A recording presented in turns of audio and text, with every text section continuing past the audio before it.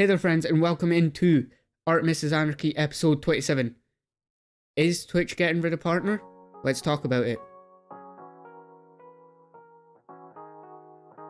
Welcome in friends, and welcome into Artemis Anarchy episode 27, like I just said.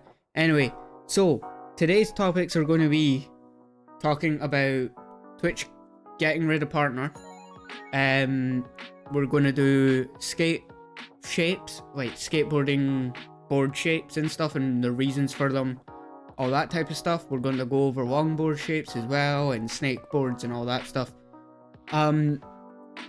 Also, we're going to talk a bit more about content creation and a bit more about like what you can do to help like monetize yourself without feeling like a dick, if that makes sense. Right, anyway, so yeah, welcome into today's episode. And today first thing we're talking about is skateboard shapes. You know, gotta get that watch time, you know. Got it. But either way, hope everyone is doing good on the YouTube side of things. Hope everyone's doing good on the Twitch side of things. And yeah, let's just start this. So, you guys know the basic, you know, popsicle shape of a skateboard, right? The one that I ride just now. You see almost everyone like kinda ride them, like at some point at least, especially street skaters, because there is a reason that they're good for street skating and kinda good for vert skating, but vert needs a bit wider of a board, if anything, wider of a popsicle type board, I would say. Or personally for me, but again, it's down to personal preference as well. Anyway, so I'm gonna go through like your kind of basically shaped boards, like, so you've got your popsicle, and then I'm gonna show you images for YouTube if I can find them. If I can't, I am trying to explain them the best way I can without having to fuck about and, you know, find a heap of stuff. Anyway, so basically your shape boards are like the popsicle, very similar, but obviously there's little cuts off, and you can make your own custom ones out of like old boards or whatever, and just like cut off the razor tail basically. And for you guys who don't know what razor tail is when you've slid your tail of the board, which is back end of the board, and you've slid it that much that it basically sharpens to almost the razor's edge. And yeah, very dangerous thing in skateboarding. It's just a thing to do with wearing down the tail and wearing down like the nose and all that stuff. You can get razor tail on the nose, but it's very unlikely unless you're doing like a lot of nose manuals and you're somehow dragging that and not falling off basically.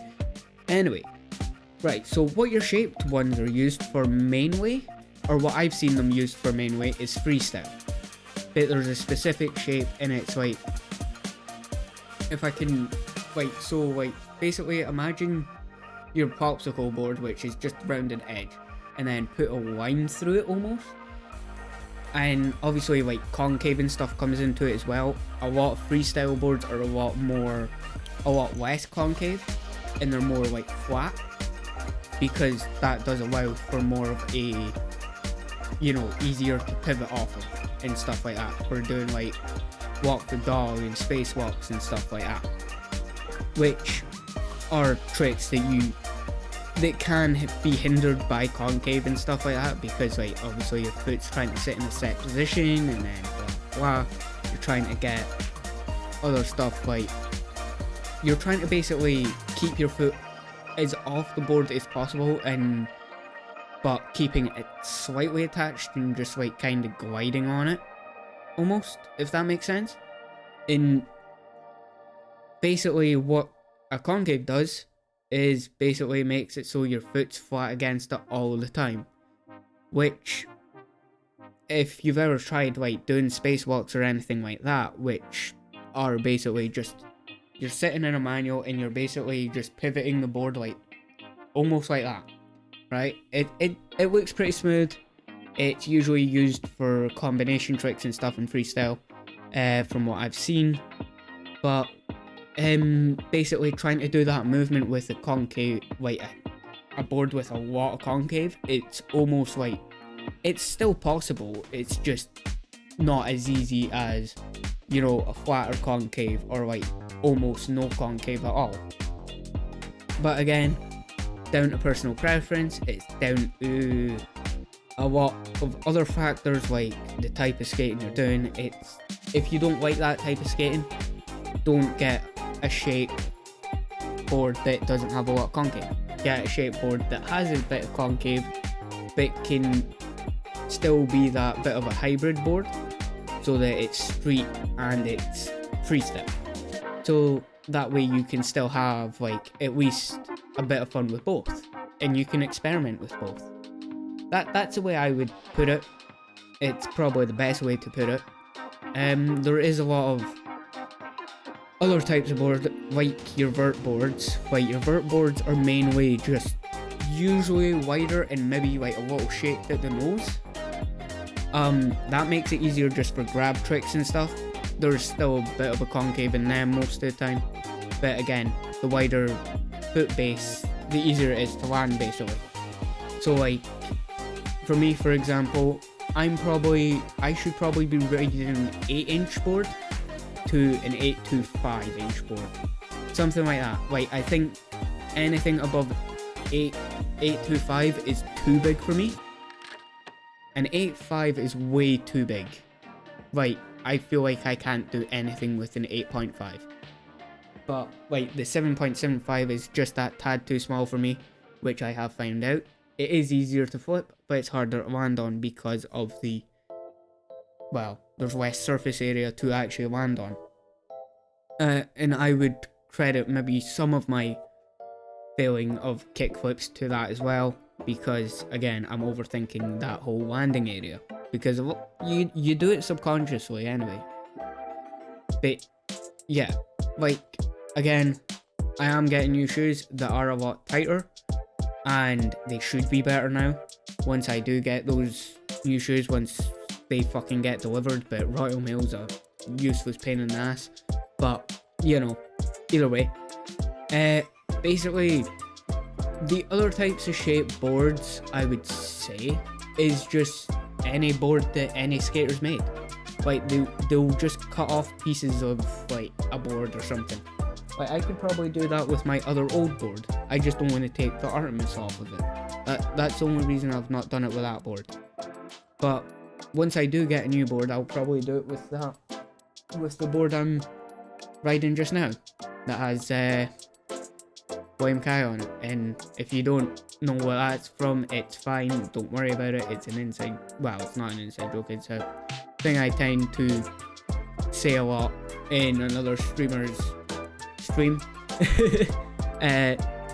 Their link will be down below as well. Go follow Yippee Kai as well, because why not? Shits and giggles, you know. And yeah, so like the other shape boards are mainly just whatever a skater thinks would be good. Like again, if I made my own boards and just made random ass like weird shaped ones that just had a different kind of shape and a different kind of style to it, that were meant for something specific, then that would count as a shape board. But again, shape boards are more down to personal preference. You can get ones that are like just that flat nose and then just cut at an angle instead of rounded, and I'd say they're pretty good. They look fun to skate. I do need to get one myself, but yeah, I just need to get one just to try it out, just to try something different, you know. But yeah, the big difference I know a lot of people will see is the difference in longboards. Now, longboarding and skateboarding are two completely different, you know, styles of skating, right? Technically, yes, it's a skateboard, but it's not really. And I'll explain why. Longboards were meant as cruisers. They're meant to cruise, they're meant to just be something that you can get that's, you know, easy to ride around on. It can go over cracks, it can go over some rocks and stuff like that. And like, you're not gonna trip up on that board as often as you would on a street board or on a park board or on like a freestyle board. Whereas on a longboard, you're gonna, especially the longboards with the really big wheels that are about, you know, that size-ish, give or take. I don't know. Probably about at least that size. That's like the size of this can, like this outer ring, is about the minimum size I've seen longboard wheels. Anyway, so those help you get over cracks and rocks and stuff because, again, bigger surface area can take more stuff on, I guess. I don't know. I'm no physicist. I just know it goes over rocks better because it's bigger and it's faster. And it has a bigger surface area. And that's also another thing. Don't be afraid to go fast on any sort of board. Yes, there are some times that you will fall, but get bigger wheels. For me personally, what I skate is like between 54mm and 58mm millimeter wheels, and basically that size tends to be almost perfect for me because even when it hits like stones and rocks that are about that size, 90% of the time, if I'm going fast enough, it will just hit them and chip them away, basically, and they'll just fly off in a direction. Like, I don't have to worry about massive, like, unless it's a massive, like, fucking stone or rock, like, that size, give or take. So, like, if that's lying in the ground and I hit that, it'll just stop my momentum and then fly off. But again, it depends on the size of wheels, the type of board you've got. I know that was meant to be longboards there, but we'll get into that in a sec. I just needed to explain the difference between longboard wheels, skateboard wheels, longboard tricks, and skateboard tricks, but I'll do that bit very later on because, again, there's a variation of everything. So, your main, well, not your main, but I would say is a main, if I was to get some sort of longboard, my main would be a cruiser board. A cruiser deck, cruiser wheels, that's it. It's just a board for riding on, like, everywhere, you know? Like, whereas if I was to use a street board just for cruising, which I do just now, you can't skate nearly as much stuff, if that makes sense. Like, you can, you know, like, skate on certain rough grounds and stuff. Also, wheel softness is an important thing as well. If you want it more for street, slightly softer wheels. Don't get the softest wheels you can get. Get something that's, again, I think what I skate just now is between 80 and 92As in durometer. In durometer is just the hardness of the wheel. But I would say go and research that yourself and see what fits best for you and where you live. For me, where I live, the softer wheels are usually better. Softer wheels and bigger wheels take a lot more impact, and they tend to, you know, actually help. So what I would say is you just kind of figure out something, and durometer, D-U, how do you spell durometer? It's just the way I pronounce my D's as well. That sounds wrong. Don't have context me for that. Durometer, D-U, how do you spell it? Durometer. Durometer.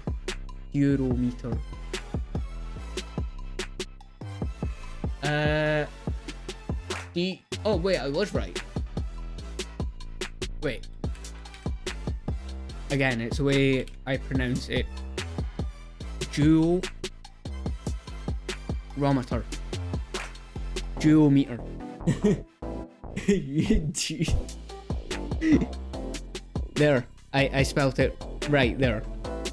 It's weird because the way, like, I don't know, it's just the accent, really. Anyway. Durability, yeah. It's to do with the durability, the, like, toughness, basically, and what it impacts. Like, how hard it can take an impact, if it's gonna bend in from the impact, or if it's gonna just stop dead. Like, that's what anything from 92 is. Well, actually, probably about, no, I'd say about from 95s. Like, 95 rated wheels are usually your harder wheels and your more park wheels. And what I mean by park wheels is they're harder, they have less friction, you can do a lot more power slides in the park. But if you take really hard park wheels and put them on street, you have not a chance of skating at all. Like, there is no way you can actually, you know, skate with them. Like, you can skate, but you have very little bits that you can actually skate. Whereas something with an 85 to 90, again, do your own research on it. I highly recommend it, because again, I'm spewing shit from what I've learned, and what I've learned isn't fully everything. I just know what works best for me, and that's all I can say for any of this stuff anyway. Even content creation, Twitch, all that stuff, it's all what I've learned.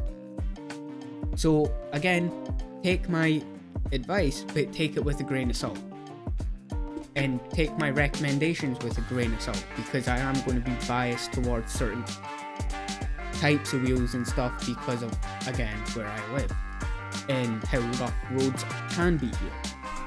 Like, I should technically have tough, softer wheels for where I live for just like cruising purposes, but I just don't want to have two sets of trucks lying around, well, in a bag all the time, where I have to change them before I can even leave, because it takes like a good 10-20 minutes to put them on by hand, because I don't exactly have the space to carry a drill, and I'm not carrying a drill when I'm out skating. That's just stupid. Like, again, do your own research on it for where you live. If you have rough roads, I would say anything below like 92, right? Anything below 92, you should be okay. I would say you should be okay. And what I think is that, again, it's all down to personal preference. It's all down to where you skate, what type of skating you do, and stuff like that. Like, just have fun with it. Okay. Sorry, I'm just seeing something real quick. Okay, cool. Okay, I'll keep that in mind. But yeah, sorry, I got distracted, but for anyone wondering what I got distracted by there, I just seen a thing on the skate, like, is in the game server, where basically they've launched a new thing or something. I don't know if it's new, but basically it's EA's creator network, and basically you can request to join, and if you get accepted to join, basically you get early access to certain games and stuff. Obviously there'd be NDAs and stuff depending on the game, especially if it's a game that's in early development, all that stuff. But yeah, just wanted to let anyone who's a creator know about that. It is EA, do be wary of it. That is what I will say. But again, having a possibility of like early game access, especially for someone like me who likes the skate games and stuff. Yes, it won't always be a skate game. It will be like things like Battlefield and all that stuff, and like probably Star Wars and shit like that. But again, it will be covered in NDAs and stuff. But again, I keep getting away from the topic. We'll talk a bit more about that. I'll actually have a look through it while I'm still talking. But I'll just have a quick look over it, and then we'll talk about that later. But yeah, so back to longboards, because I've went away from longboards long enough now. See what I did there? Anyway, yes, so right, longboards. Right, so obviously I've talked about cruisers, which is what I would use because they've got softer wheels, bigger wheels, all that stuff. Now, you've got your cruisers, and then you've got kind of almost on the opposite end of the spectrum, you have your downhill boards, which aren't always longboards, but they're in that same kind of category and same kind of shape. I would count them as longboards because it's downhill longboards. But basically what they're meant for is speed, like just going 20, 30, 40 miles an hour down the hill, basically. I don't know quite 60, but I actually want to search this up. Can you a downhill board? I will actually tell you guys. Yeah, 60 miles an hour. Yeah, some downhill skaters have been able to break 85 miles per hour on a board. And again, 89 is the fastest so far. That was oh no, that was in 2016. Oh no, never mind. 91 miles an hour? I think that's still the world record, I believe. Past year. Let me see. Because like the average speed is around 9 miles an hour. Right? The average speed of a normal skateboard is 9 miles an hour. Like average. Like if you're absolutely barreling it down a hill, you'll be going about 15 to 20. Depends on the hill, depends how steep the hill is. Depends how well you can control that speed wobble, because speed wobble, it can either make or break you. Like you can either ride the shit out of it, or you will panic and fall instantly. Again, there's probably a few people that can agree with that in here with me on that shit, because if you panic, especially when you're speed wobbling, your legs start to shake. And what controls most of the board? Your legs and your shoulders. So, legs shake, you're going to speed wobble more. Stay calm and ride it out, or even just like kind of swerve a little bit, but keep it a controlled swerve, because that's what I do. I do that down hills all the time. Like, if I'm going too fast for even my liking on a board, bearing in mind mine is a street board, literally all I do to slow down a little bit isn't even power slide. I literally lean to either the left buoy or buoy to the right. And basically it just kind of rides out that speed wobble that you're getting, because again, it is pretty fast. It's just an imbalance of the board and stuff. But again, downhill boards don't really speed wobble nearly as much because they are made for speed. They're made to be aerodynamic, they're made to be fast, they're made to be worn with full suits. Like, if you're doing downhill boarding of any kind, wear the right shit. because again, you can go at least up to 60 miles an hour if you're on like some mad fucking hill. Especially a hill that's got a lot of twists and turns, you want that protective shit on. And what I would recommend, to be honest, any sort of leathers that are quite, I'd say quite tight at least, just so like you're not feeling like you're overbulked and stuff. And like there's like heaps of loose shit, because if you're loose, it kind of affects the wind and stuff, and then that kind of gets rid of the whole point of downhill boarding for the speed. But make sure that you have decent gear on. But I think motorbike, any sort of leathers for riding a motorbike would do. I think you'd be fine if you wore any of them, to be honest. Like, you'd probably still rip it up and shit, but it would protect you. At least enough. At least enough. You might come out of it with a few bits of road rash, but that's about it. But that's the dangers with skating anyway.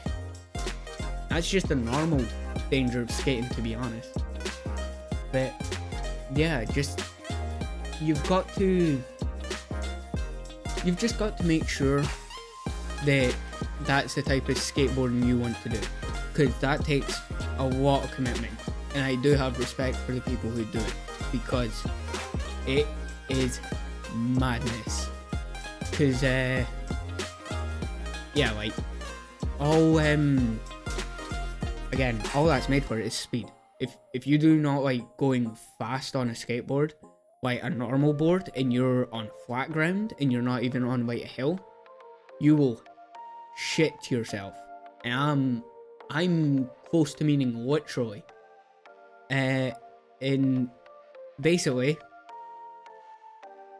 definitely if you panic too much, you ain't coming out unscathed. Like, you will you may literally shit yourself, to be honest. Let's be honest here. But yeah, like, you've just got to make sure that that's the type of skating you want to do. If you don't want to do that, do something else. Do skate, street skate. Now, there's two more, I guess, types of longboards. You have the freestyle boards, the freestyle longboards, and the dancing longboards. They are different for very good reasons. Again, right, I'll go with the dancing ones because I've seen a lot more of them and I know more about them, because I mean, I'm pretty sure most people have seen them on like reels or TikTok or whatever, or shorts, whatever. But basically what they're made for, it's kind of in the name, is dancing on the board, walking around the board, like spinning, doing all that type of stuff without spinning the board. You're literally on a platform. That is it. That's all it is you're standing on a platform that moves. That's what a dancing longboard's for. And it's very flexible in the middle, so that even some of your like sort of steps do increase a bit of speed, because like they can bounce up and then that pushes the board forward. And it basically works like if you do like pumps on a normal skateboard, like you bend your knees and then you push right back up and it just propels you forward. Or if you do D pumps where you go from straight into crouch, it stops your speed, or it slows you down at least. There are some very different variations of these types of boards as well, and I'm not going into all that. But freestyle longboards are more for, I don't know how to explain them. Like, again, you can kind of do the same things, like they usually look like an oversized like skateboard, like normal skateboard, like street board, you know. But yeah, like if you want to do like the dancing and freestyle decks are almost one and the same, because again, most of the freestyle for longboards is most of that dancing, mostly kind of just messing about, having a bit of fun on it. And yeah, what I'm actually going to do just now is I'm going to have a quick look, and I can tell you from even looks, yeah, it's a hybrid type of, like, basically what these freestyle longboards are oversized skateboards. Like, imagine your basic skateboard, popsicle shape, all that, just give it extra length and give it extra width. That's about it. That's the difference. That's the difference between a street board and a long freestyle board. That's it. Because freestyle longboards are meant to be, how do we say this? How do we say this properly? They're meant to be hybrids. Yeah, it probably was Jedi, to be honest. Right, yeah, that's about it for all the types of boards, I think. Is it? I've went over longboards, I've went over most street and freestyle boards, shape boards, done them. Vert boards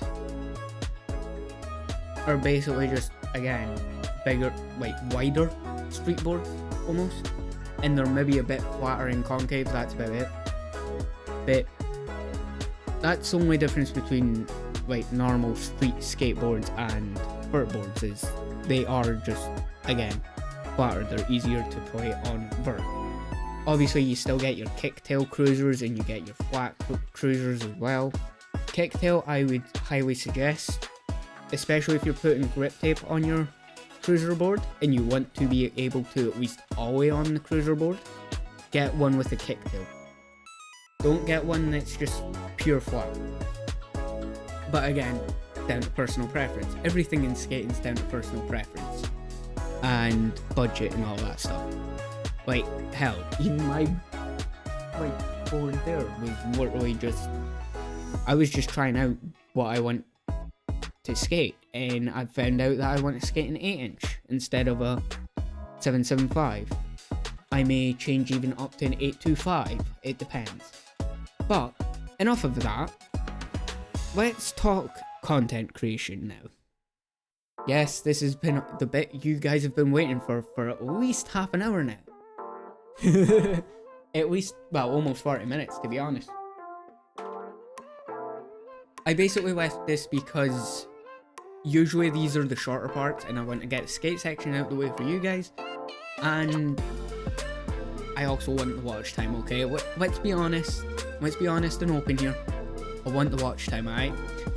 Anyway, right, so content creation. Let's talk about monetization. This is something that even I'm not knowledgeable fully about, right? I'm not saying take every piece of, it's not even advice, I just want to explain my thoughts on it and how it works for me, or how I plan for it to work for me. Like, I don't plan on getting like massive amounts of money from this.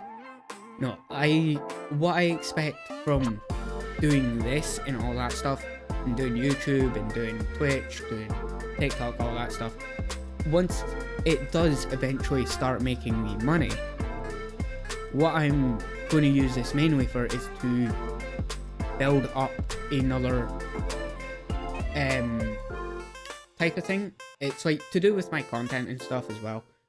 It's a skateboard company, I guess. I think I've talked about it previously on the podcast, but basically the idea for that is that it's almost like 100%, you know, made with the money that I make on YouTube and make on Twitch and make on everywhere else and do all that stuff. Obviously I'll have money for myself from that section and for upgrading streams and videos and all that stuff, but the main focus is the board company, which will be its own content as well. That's also the part that I'm trying to make sure that, like, people who do want to support it, I want to make sure that people know that the content's not going away when I start this.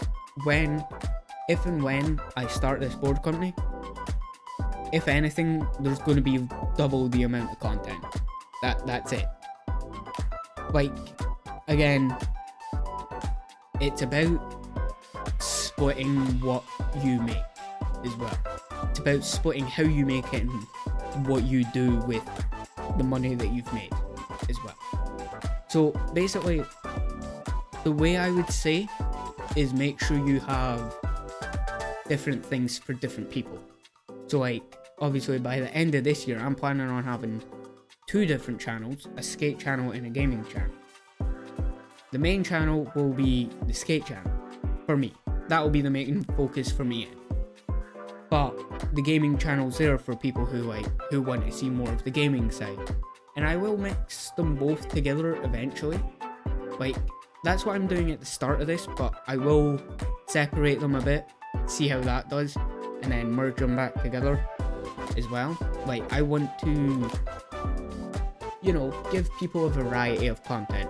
And even if it means, like, uploading twice a day, so, like, 1 gaming video, 1 skating video, I will happily do that. But it will mean I'm less consistent with videos and stuff like that. That's the only difference. That's the only thing that's going to change, if anything. I may only upload like 4 or 5 days of the week instead of 7 days a week. You know what I mean? That's only if I'm posting like 2 videos a day or something.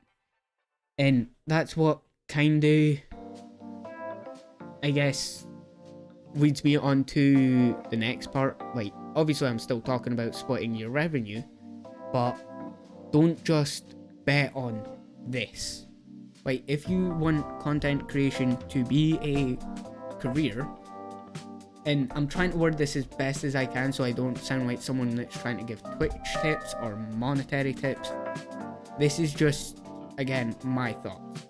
Don't, again, with everything I've said this podcast in the last 26 podcasts, do your own research on it.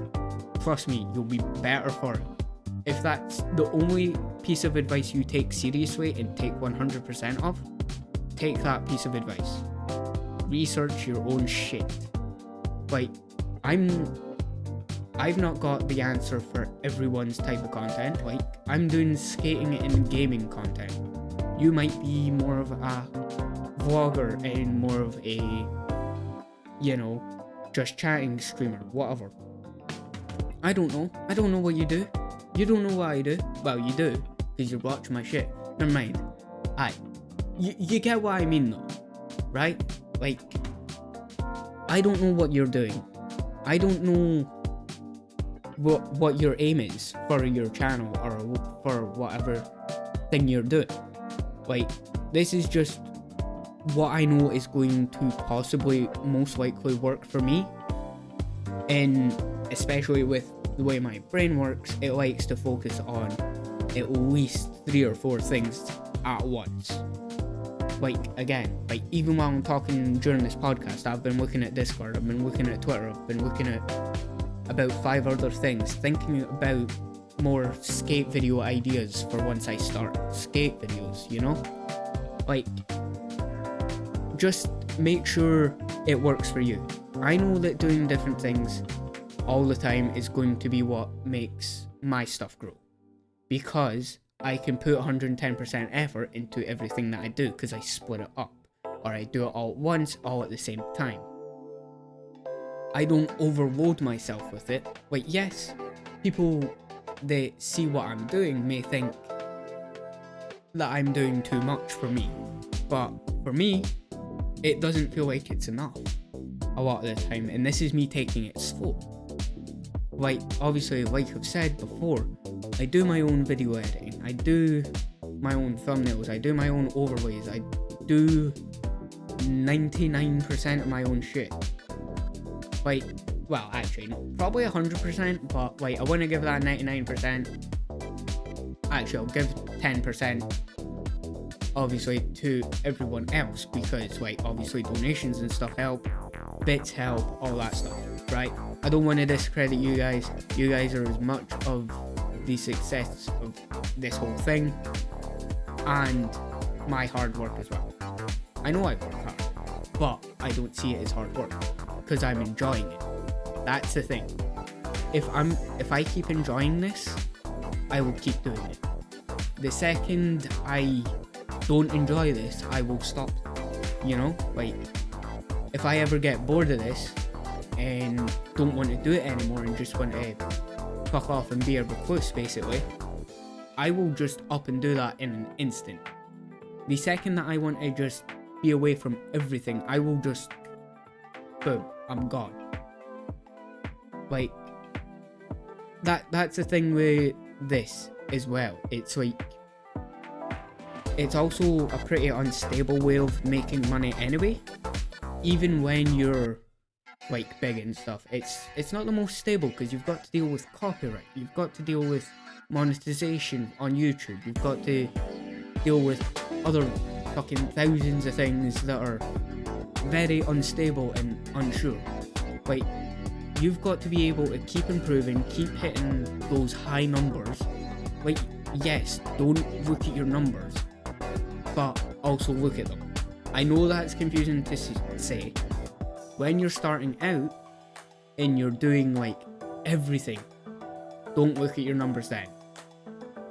Or if you do look at your numbers, understand that you're not going to have big numbers until you get that promotion out there.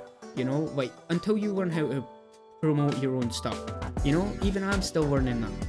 Like, I've still got miles to go before I start like doing the promoting properly. I've got at least another year of learning this shit. Alright? I'm not gonna bullshit. Yeah, cool, I could blow up tomorrow, but I'm not chancing everything on that. Like, you know what I mean? Like, I just make content as I'm going, make sure that, you know, I know what I'm doing next. I know I have things planned out, but I don't plan too far ahead so that I just bank on one thing going viral. I never expect that. Even if it did go viral, I think I'm at the point now where I wouldn't care. I would improve every other video. I would never do the same thing twice. Well, there is a line to that. There's more to that than what I mean, right? Like, remaking old content to see, like, this is going to be very confusing to what I just said, but remaking old content is a good thing, but it can also be a bad thing if you do the exact same jokes in the exact same style. So, like, if I was to go back and go and make a new fucking Fallout New Vegas like video, which I have done a couple of times now, like, if you go right to the bottom of my YouTube page, you will find the New Vegas playthrough, and then I think 2 or 3 months ago now, there is a video where it's more jokes, it's more of a kill everyone and just have fun kind of gameplay. And it's starting from the start again, yes, but it's a different style of video because it's not meant to be serious, it's not meant to be there. And I'll probably revisit New Vegas again in like 2 or 3 months again. You know, like, improving your content doesn't mean don't do the same ideas. Like, improving your content means improving how you handle yourself, how you improvise, how you make jokes, how you do everything, right? Like, yeah, I can be shit at that sometimes, and I can be fucking on point with it. It depends how much time and thought I've put into it, right?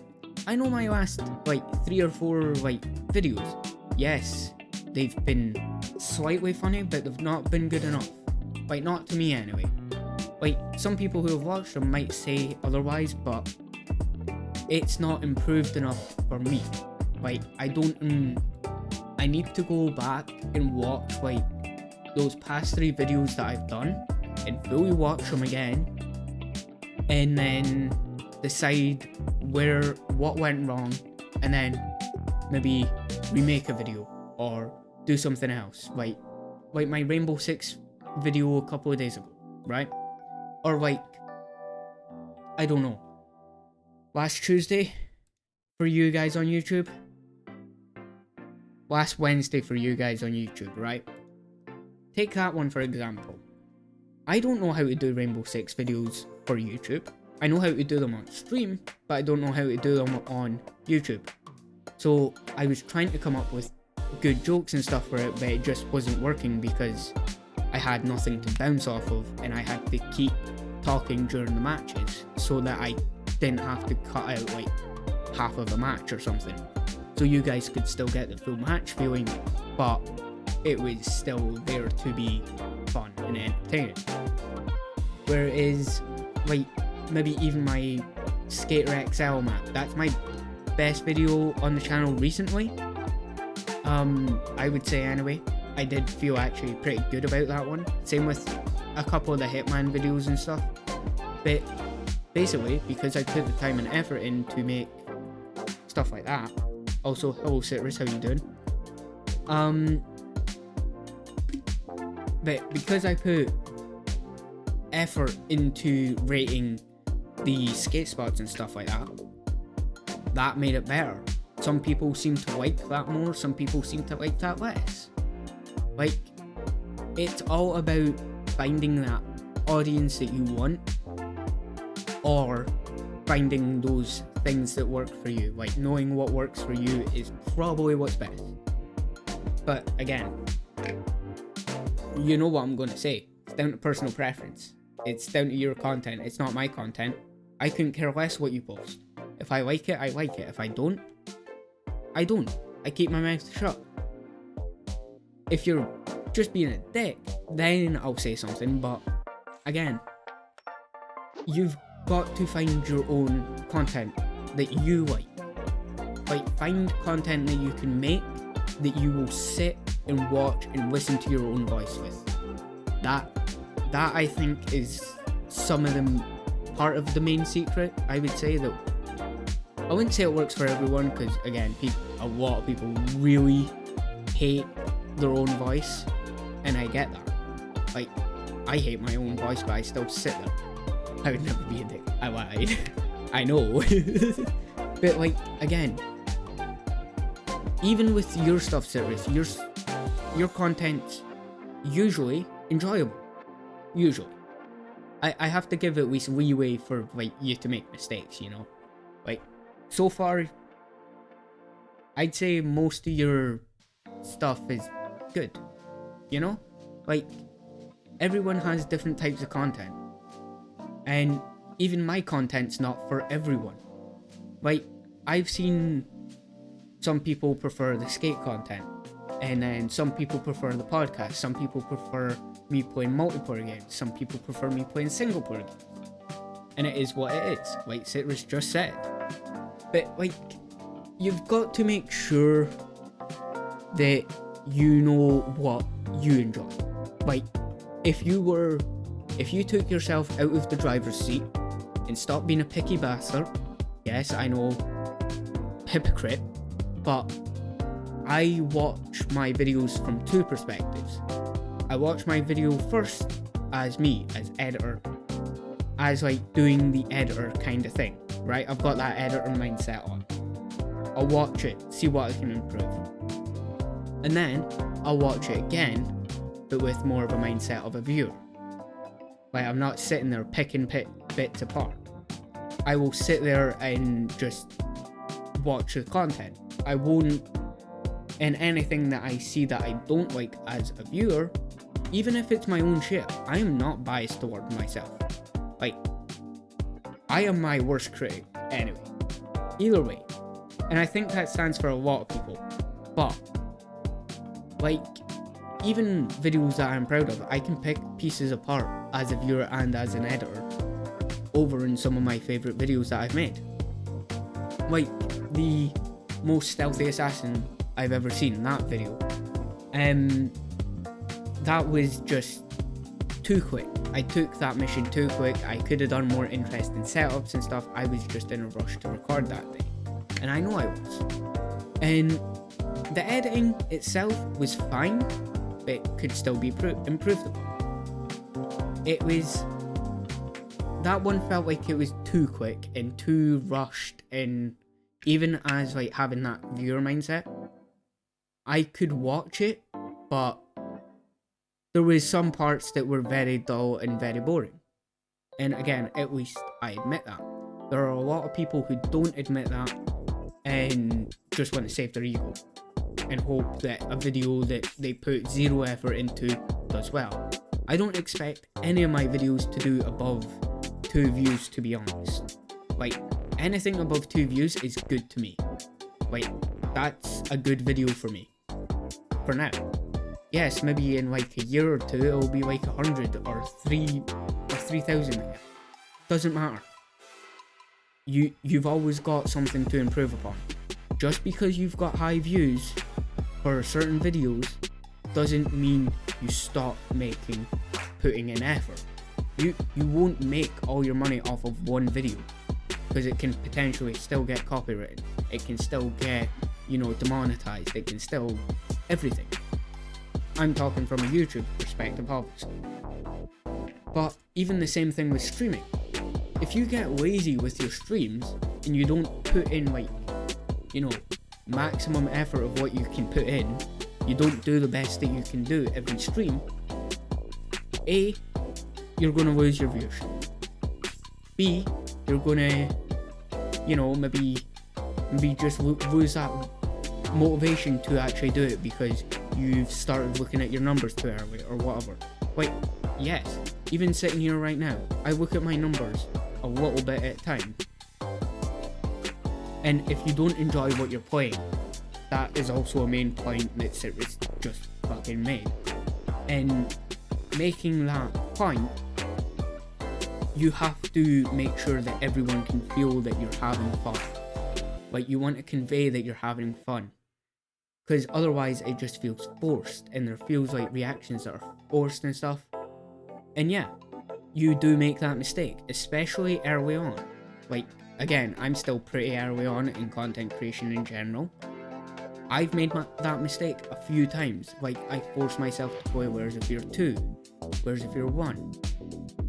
Yeah, it'd be like, yeah, I can play chess. I just have to be in the right mood for it. I just have to be in that more kinda critical thinking kind of mood, though.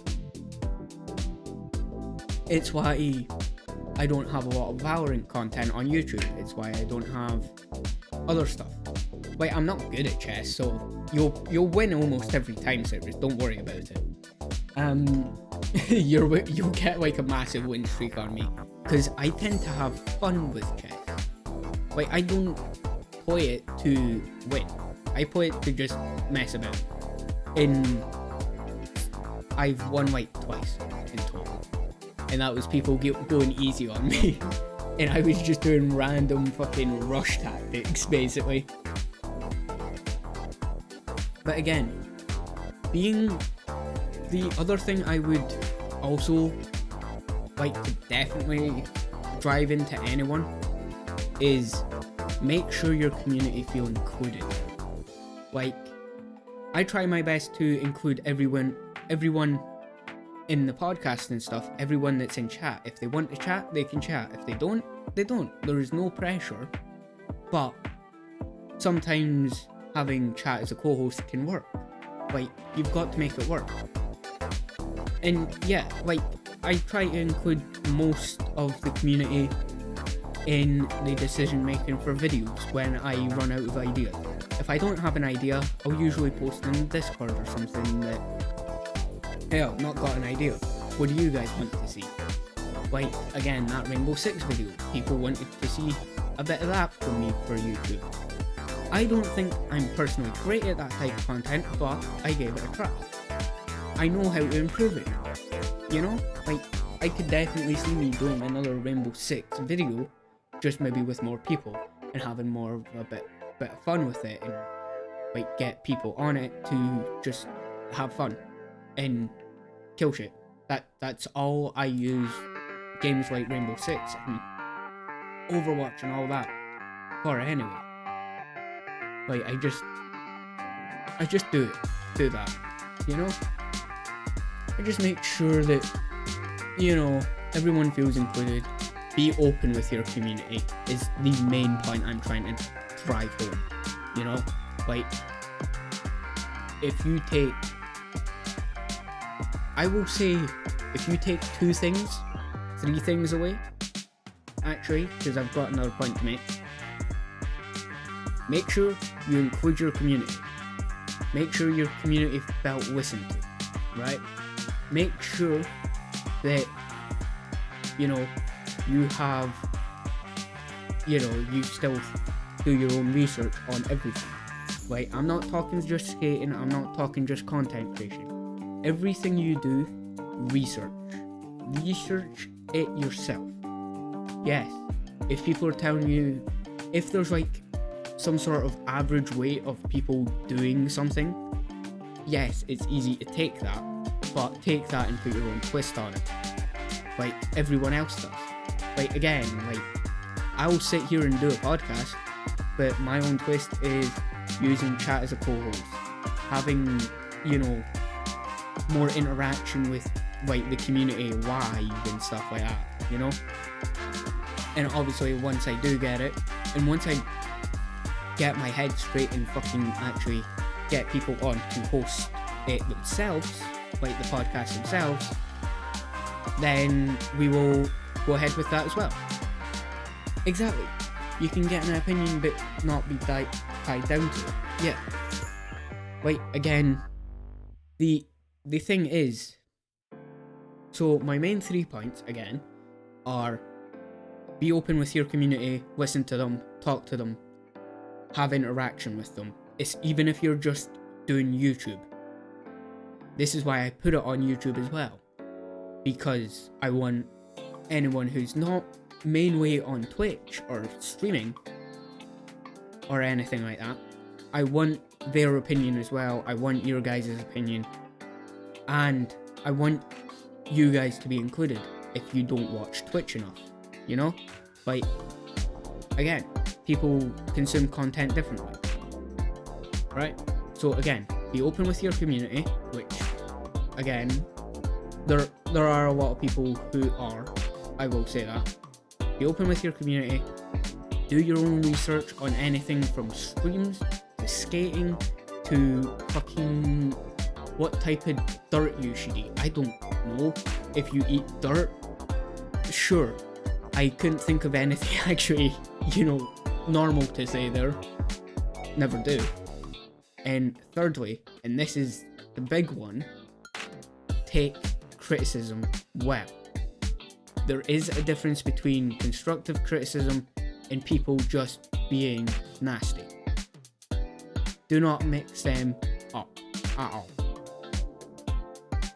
Make sure that you can take judgment, because you'll take judgment either way. Like, even if you do an amazing video that gets millions of views, that gets you millions of subscribers, millions of followers, stuff like that, there's still going to be people who pick your video apart. Like, if you say one thing that's wrong, like, again, I expect, like, anyone watching this video to correct me if I say something wrong. Again, yes, I know a lot of you guys don't know a lot about skateboarding and stuff, but even the skaters in this community, or you just happen to see the podcast, me talking about longboards and stuff, anything like that, correct me on it. Because I would rather be corrected in comments or in chat and ask more questions on what I was specifically wrong about. Like, I'm pretty sure I was probably still wrong a little bit about the freestyle longboards. Like, again, it's all about learning. Make sure you learn what people are wanting and what people want from your content. Don't just sit there and pretend that you're in some high fucking castle that is untouchable. That shit is bullshit. I will say that 100% without a doubt. you're bullshit. If you think that your content is the greatest it's ever been, yes, maybe that one video is, but what about your next 20? What about your next 2? What about your next 1? Is that going to be the exact same caliber? Is that going to be the exact same greatness? Or are you going to get lazy? Are you going to get lazy, or are you going to keep improving constantly every video? Like hell, even this podcast is improved like so much since day 1. Go watch the day 1 podcast, so episode 1, and then go and watch last week's podcast or this week's podcast, either one. Even the difference between last week and this week, it improves every time I do it because I find something to improve in them. Even when I'm editing, even though I don't edit them that much, I go through my main points. I watch my main points. I don't edit this at all, really. I maybe cut the intro, that's it. That's all I do. I cut the intro, that's it. It's all I do to actually drive home most of my points is I leave it as raw as I can. I leave every fuck up in here. I leave every mistake because guess what?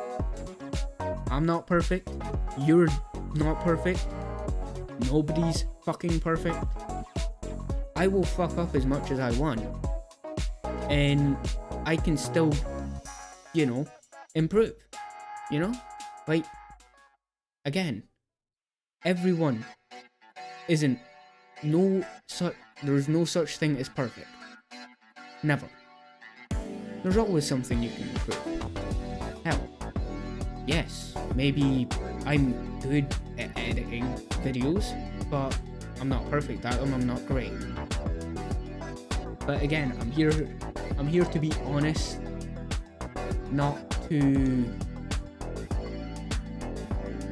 Yeah, okay. I like to make sure that people know that I'm not criticizing anyone, but, well, I am and I'm not at the same time. Just make sure that,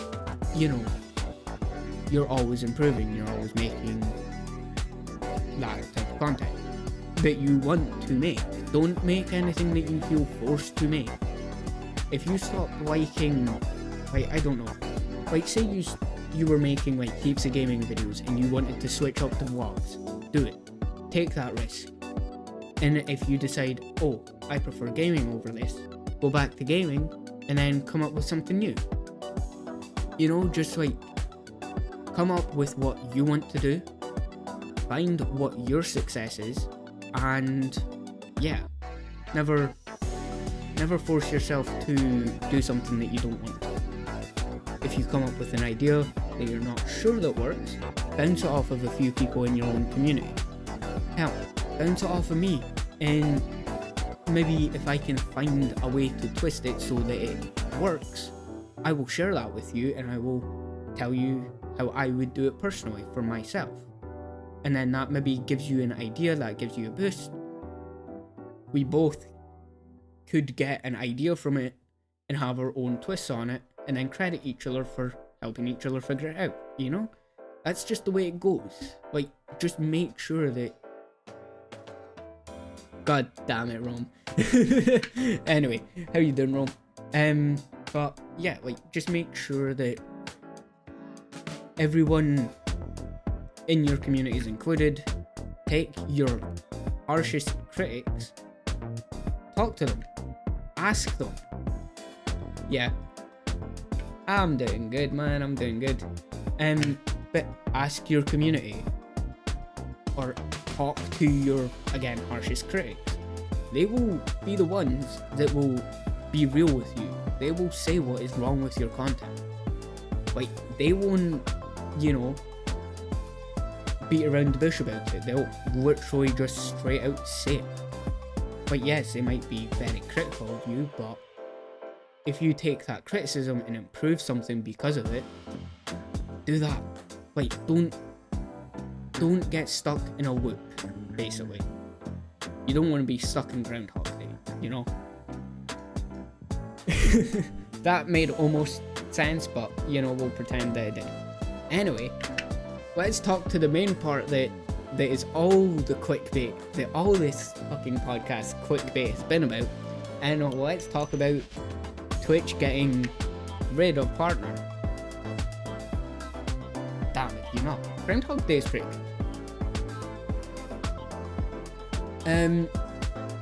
But yeah, right, let's talk about it. Okay, so, as many of you people know, especially if you're in the streamer side of Twitter or TikTok or whatever, you've seen it over the past day or two, whenever it actually got talked about. Basically, Twitch is changing up their partner program, or it's a rumor that they're changing it up. I should say it is still a rumor, but they're looking to make these changes by summer. So anyone who's going for Partner, just be wary of these changes, just in case. If they're going to go through with it or not, we'll have to wait until summer to find out, you know? Like, you're not going to be able to tell until the thing happens, you know? But basically, here's what partners do. Here's what partners get, right? This is what apparently is happening, right? So, and I'm reading this exact. So, in the partners, some of the highest of the partners get a 70-30 split. Get an exclusive 70-30% split on subs between, you know, the streamer and Twitch, right? So, that's getting reduced to 50%. Which basically is what happened. Well, no, not basically, that is affiliate. Affiliates get 50-50 on everything. Aside from bits, I think. I think we get like, is it 90% on bits? They get 90, we get 10. No. They get 10, we get 9. I don't know. Someone, again, correct me if I'm wrong. 80. Is it 80? Is it 80% on bits? Right, okay. Again, 80%, right? So, basically, the exclusivity of Partner in also depends how they're purchased and stuff as well. Yeah, exactly. So, the whole thing with Partner is that you get roped into this exclusivity clause where you can only stream on Twitch ever. Once you are partnered with Twitch and you're still in that partner contract, you are stuck. Because if it's PayPal purchase, PayPal takes 50, then you get 80 of the 50, which left is, yeah, we're basically bottom feeders, yeah, basically. So like, again, like I said, they're getting the change between from 70%, 70-30 to 50-50 now between Twitch and the streamer for partners. And there's more ad incentives, so that means there's going to be more ads on a partner's streamer stream. That almost fucked me up, that sentence. But the good thing is, there's one good thing, if this does go through. In Partner, you're no longer in the exclusivity clause. There is no more exclusivity clause, which basically means you're not exclusive to Twitch. Like, you don't only stream it on Twitch, you can stream it on YouTube and stuff, but that's only if this goes through. As of right now, partners still have the exclusivity clause, which basically means, again, like I said, they can only stream on Twitch. Like, if they went to stream on YouTube, they would get, does their contract just get basically ripped up? Metaphorically. But basically, it's to do with Amazon wanting to make money off of Twitch and make it more profitable. But are they keeping affiliate, or are they changing affiliate, or is it just partner that's getting changed? Because I've not seen anything about affiliate getting changed. But like, yeah, like I don't think anything from affiliate. Yeah, nothing in that week talks about affiliate. So let's talk about that, right? So what could this mean for, because they've not said a lot of things about affiliate. I have a feeling that affiliate is getting kept, that they're just wanting to get more ads, basically. Long and short, monetize elsewhere. Twitch revenue should be the last thing anyone gives a shit about. What Rome said. What Rome said. Just read that. Basically, make sure that you're working on every other type of content, especially if you want to make a career in this. Like, even me, I know what I need to do. I'm just slowly getting there with YouTube, alright? Like, give me time, come on. Alright? But, again, I use this as more of a talk to the community and be open with the community about what I'm thinking. Like, that's what streams are to me, is just a congregation of the community.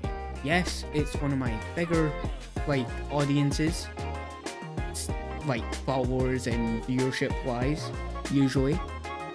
I would say this, I think it, in terms of if you were going purely followers, it would be TikTok, Twitch, YouTube, Twitter, then Instagram, like Reels, because I think I've released a total of 2 Reels and stuff. But again, and then like, again, it just depends. Well, actually no, Twitter might be above YouTube actually, technically, if you were to do it by followers and views combined. Yeah, it'd probably go TikTok, Twitch,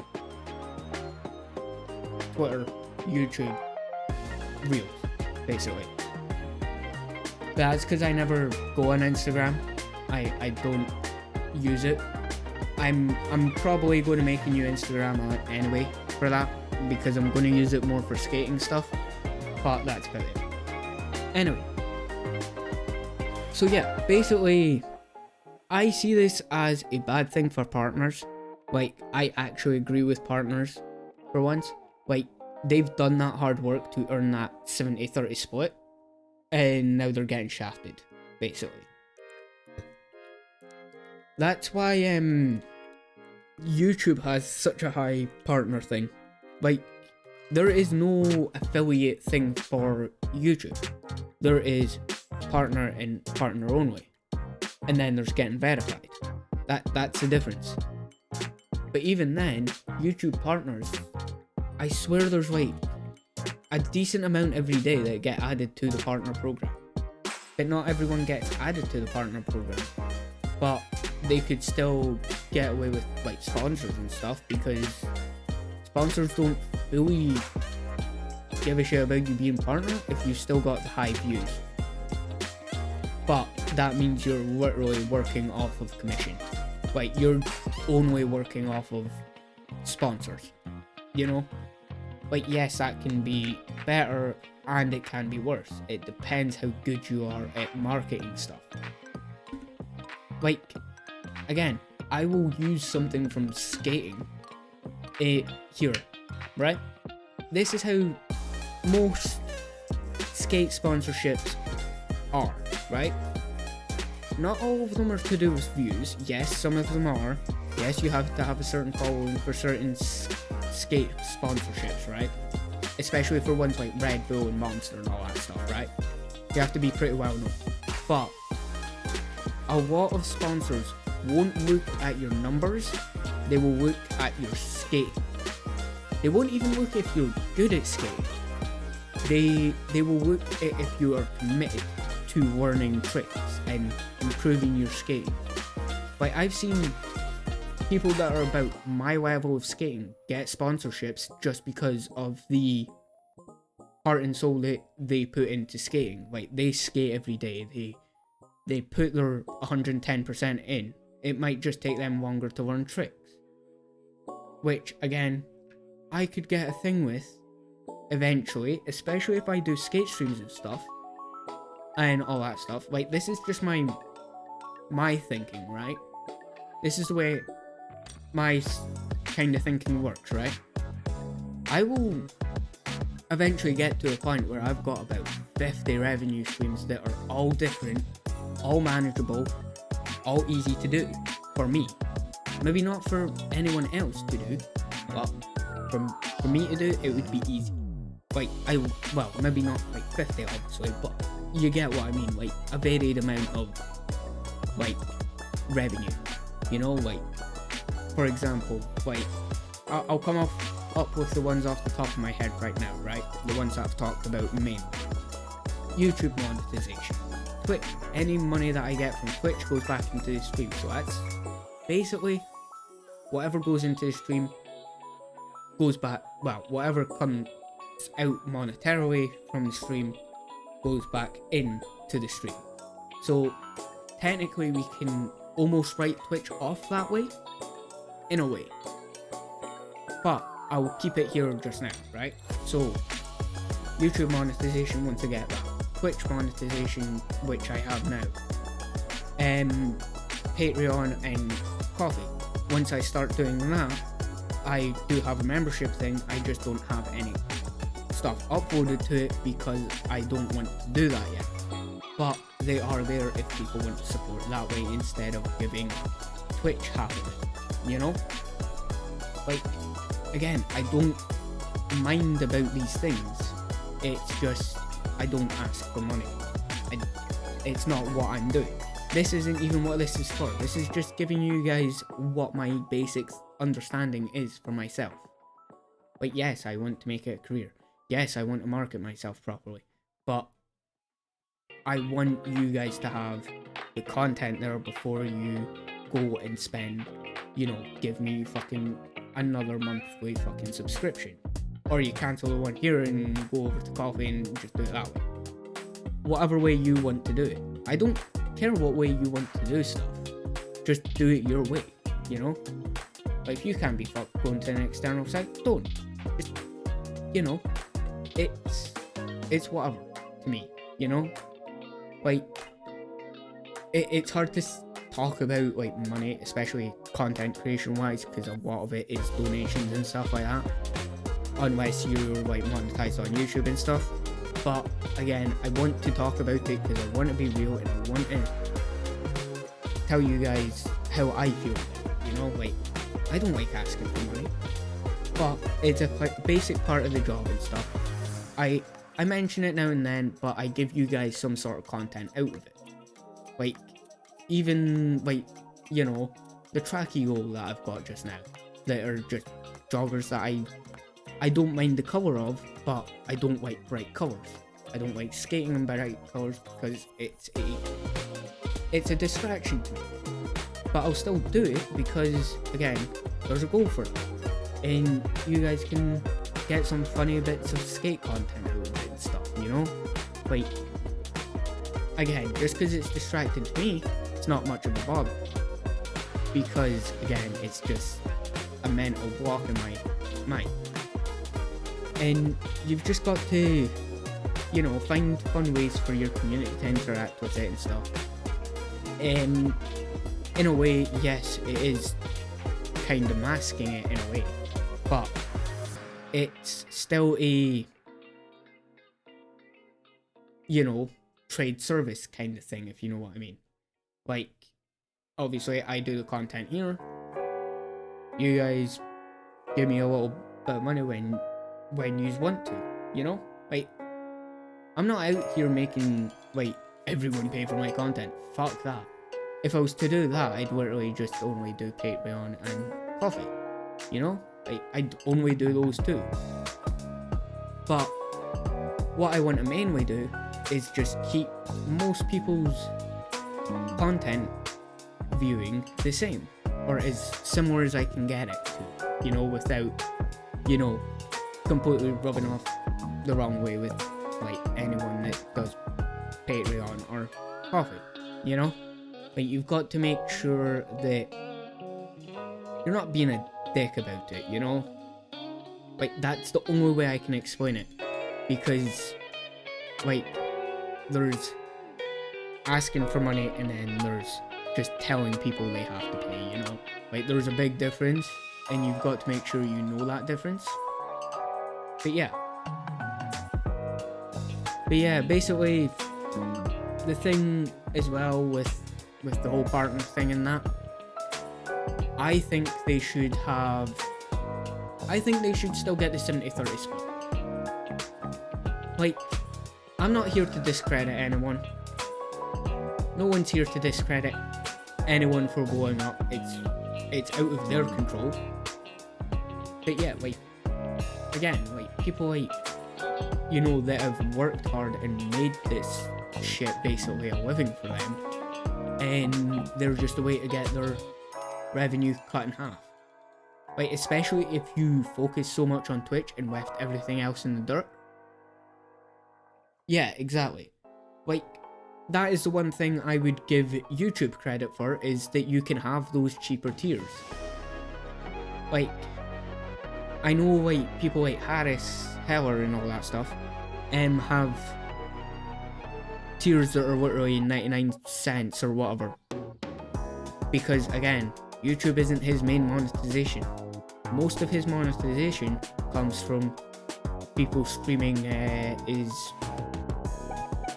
well, I'm literally using it right now.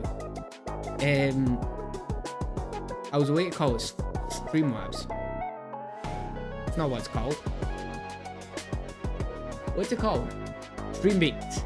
There we go. Jesus Christ, that fucked me up. I don't know why I forgot. Yeah. But again, that's where his main monetization comes from, and that's why he can build that massive studio in his basement. Like, I know, right? This is the way to take the license from me, man. But again, like, things like that, yes, he's doing it for free, but you forget people who pay for Spotify, and Spotify gives them, like, I can't remember, it's like 0.001 of a cent per play or something like that. And again, if you think how many streamers there are, how many, even if like a fraction of them use it, he makes heaps in a day from just stream beats. Like, you've got to think of it that way. And then other streaming services like, you know, Epidemic and Pretzel Rocks and stuff, like, all of them are literally there, and every artist on there will make some sort of money from, like, maybe not millions and millions, but they'll still make a bit, you know, enough. They'll make enough. But again, anyone who's smart splits the revenue. Like, yes, my revenue isn't split just now because the main thing I focused on first was Twitch, which I did realise was a mistake after a while. I do realise that. Because the license is as long as you pay, so if you get a subscription then stop, you don't have the license for the music. Yeah, that's the only thing. And then your VODs are then at risk. Yep. And then you basically have to delete all your VODs before they get you. But, yeah, again, that's the thing. Streambeats literally give you the license if you go to their Discord or to their website. You literally can grab the... So if anyone does try to claim it, you can be like, whoa, this is my fucking license to use this music, and this isn't even their music. Because that happened a while ago. Okay, but yeah. Exactly. I've got the license on my PC as well, like 3 times, because I forgot that I had it. You've just got to make sure that you're covered on your things. But we're gonna let you do as usual. No problem, Roman. Have a good work. But yeah. Like, again, you just got to keep working on your stuff. Like, that's the full, like, if there was one full point, keep improving. That is the end of my sentence. That's the end of the podcast. Fuck it. Keep improving. Keep making sure you do what you want to do. And yeah, just don't stop. Just enjoy everything that you do. And, well, as Rome says, enjoy the Rome, you know? Like, have fun. Don't get twisted in this whole thing of content creation. Improve a little bit every video. Improve a little bit every stream. Improve a little bit every day when you're skating if you're a skater. And yeah, with that, I'll see you guys next time. Peace.